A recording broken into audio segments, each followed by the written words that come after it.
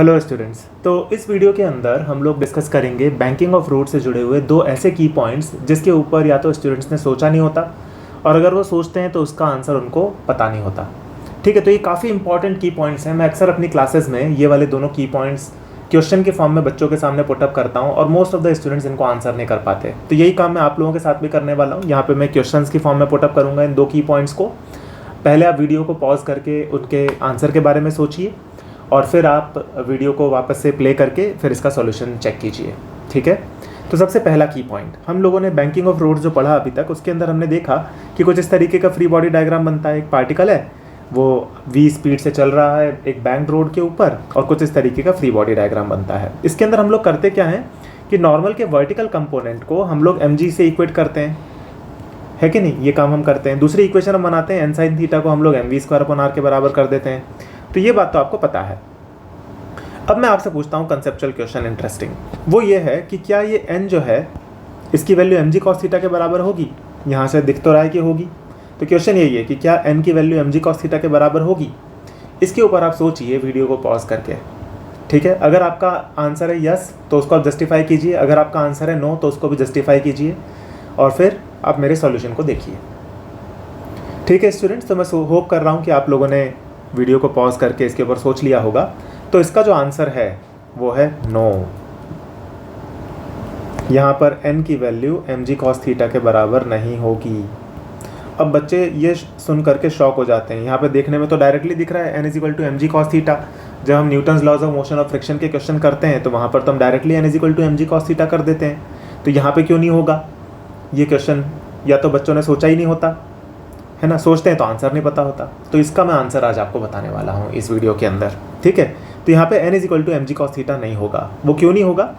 क्योंकि towards the centre यहाँ पे एक एक्सेलरेशन है पार्टिकल के पास में जो कि है सेंट्रीपिटल एक्सेलरेशन AC। AC की वैल्यू क्या होगी? AC की वैल्यू होगी v²/r। सेंट्रीपिटल एक्सेलरेशन v²/r होता है।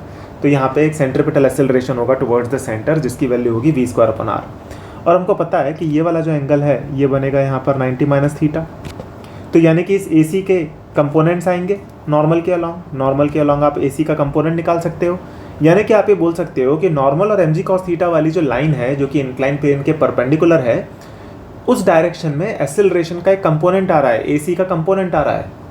तो वो हर डायरेक्शन जिसके अलॉन्ग कोई भी एक्सेलरेशन का कंपोनेंट आ रहा होगा उस डायरेक्शन के अलॉन्ग फोर्सेस बैलेंस नहीं हो सकते, क्योंकि एक्सेलरेशन का मतलब ही होता है फोर्सेस अनबैलेंस्ड है। Force is equal to mass into acceleration, Newton second law of motion से हम जानते हैं। तो अगर एक्सेलरेशन 0 है तो इसका कंक्लूजन है कि फोर्स 0 है, या फिर फोर्स 0 है तो एक्सेलरेशन 0 होगा। ठीक है ना? यानी कि इसका उल्टा भी ट्रू है कि अगर एक्सेलरेशन अगर किसी डायरेक्शन में आ रहा है तो यानी कि उस डायरेक्शन में नेट फोर्स 0 नहीं हो सकता।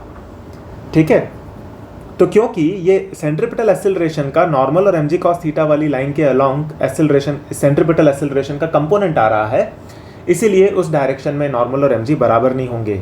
तो फिर करेक्ट इक्वेशन क्या होगी नॉर्मल और mg cos थीटा के बीच में?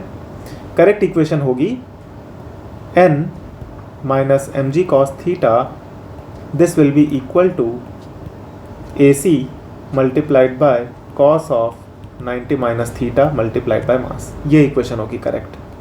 ठीक है, तो अपन इसको इलेबरेट कर लेते हैं। तो ये बन जाएगा n minus mg cos theta will be equal to m into v²/r multiplied by sine theta.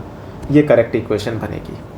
ठीक है, तो ये एक इम्पॉर्टेंट बात है। इसीलिए मैं अक्सर अपने स्टूडेंट्स को बोलता हूँ कि जब भी आप सर्कुलर मोशन का क्वेश्चन करें तो आप हमेशा दो एक्सिस चुनें, एक रेडियस के अलॉन्ग और एक रेडियस के परपेंडिकुलर। जब रेडियस के परपेंडिकुलर एक्सिस चुनते हो तो उसके अलॉन्ग सेंट्रीपिटल एक्सेलरेशन का कोई कंपोनेंट नहीं आएगा। लेकिन जब आप ऐसी टेढ़ी मेढ़ी एक्सिस चुन लेते हो जो कि रेडियल एक्सिस से किसी एंगल पे हैं तो फिर वहाँ पर सेंट्रीपिटल एक्सेलरेशन के भी कंपोनेंट आने चालू हो जाएंगे और फिर सिचुएशन कॉम्प्लेक्स हो जाएगी। और अगर आपने इतना डीपली नहीं सोचा है तो आप गलती कर दोगे। इसीलिए सर्कुलर मोशन या उससे रिलेटेड क्वेश्चंस में हमेशा आप दो तरीके की ही एक्सिस चुनें। या तो एक तो एक्सिस होगी जो कि सेंटर के अलॉन्ग होगी और दूसरी जो एक्सिस होंगी वो हमेशा रेडियल एक्सिस के परपेंडिकुलर होंगी। ठीक है, तो ये तो हो गया पहला की पॉइंट कि नॉर्मल जो होगा वो mg cos थीटा के बराबर नहीं होगा और उसका पूरा रीज़न मैंने आपको बताया। फिर सेकंड की पॉइंट देखते हैं। सेकंड की पॉइंट ये है कि देखो यहाँ पर आप देख सकते हो कि इंक्लाइन प्लेन के अलॉन्ग mg का एक कंपोनेंट आएगा। ये डाउनवर्ड डायरेक्शन में mg है तो इंक्लाइन प्लेन के along mg sin theta component आ जाएगा mg का। तब क्वेश्चन एक खड़ा होता है कि एम जी साइन थीटा क्या कर रहा है, एम जी साइन थीटा के कारण पार्टिकल नीचे क्यों नहीं चला जाता, मतलब फोर्स भी लग रहा है, ऊपर कोई फोर्स भी नहीं है इसको रोकने वाला, और फिर भी पार्टिकल नीचे नहीं जा रहा। ये तो बहुत आश्चर्य की बात है। तो क्वेश्चन यही है कि why particle is not going down due to M G sine theta. इसके ऊपर आप वीडियो को पॉज करके थोड़ी देर सोचिए और फिर मैं आपको इसका आंसर बताऊंगा। ठीक है स्टूडेंट्स, तो मैं होप कर रहा हूँ कि आपने वीडियो को पॉज करके इसके ऊपर सोच लिया होगा। अब ये भी एक ऐसा कंसेप्चुअल पॉइंट है जिसके ऊपर बच्चों ने या तो सोचा नहीं होता, सोचते हैं तो उनको समझ में नहीं आता क्या हो रहा है। तो देखो यहाँ पे एम जी साइन थीटा तो नीचे लग रहा है और ऊपर कोई फ्रिक्शन भी नहीं है। मान लो हम वो वाला केस डिस्कस कर रहे हैं जिसके अंदर स्मूथ सरफेस है, तो ऊपर कोई फ्रिक्शन भी नहीं है, तो भी एम जी साइन थीटा तो रहेगा। ऊपर कोई फोर्स भी नहीं है, नीचे एम जी साइन थीटा भी लग रहा है और पार्टिकल नीचे भी नहीं जा रहा है। कितनी आश्चर्य की बात है। ठीक है, तो ऐसा क्यों हो रहा है, इसका कारण मैं आपको बताता हूँ। इसका कारण ये है, वापस से वही कारण है इसका, centripetal acceleration. Towards the centre एक सेंट्रीपिटल एक्सेलरेशन काम कर रहा है जिसकी वैल्यू है v²/r, है ना। तो एम जी साइन थीटा क्या काम कर रहा है यहाँ पर, एम जी साइन थीटा जो है वो सेंट्रीपिटल एक्सेलरेशन के इंक्लाइन प्लेन के अलॉन्ग जो कंपोनेंट आएगा वो होगा AC cos थीटा, इसको प्रोवाइड कर रहा है। ठीक है ना। तो कुल मिलाकर के कंसेप्ट यही है Newton second law of motion से कि किसी डायरेक्शन में अगर कोई फोर्स है अनबैलेंस्ड, तो यानी कि वहाँ पर कोई ना कोई एक्सेलरेशन होगा। कोई एक्सेलरेशन नहीं है तो फोर्स अनबैलेंस नहीं हो सकता, फिर फोर्स जीरो होने पड़ेंगे।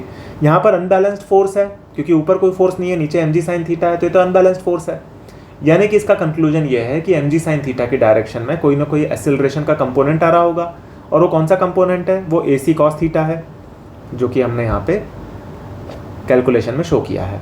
ठीक है, तो अब हम इसको फर्दर इलेबरेट कर लेते हैं। तो M G sine theta will be equal to m multiplied by v²/r multiplied by cos theta.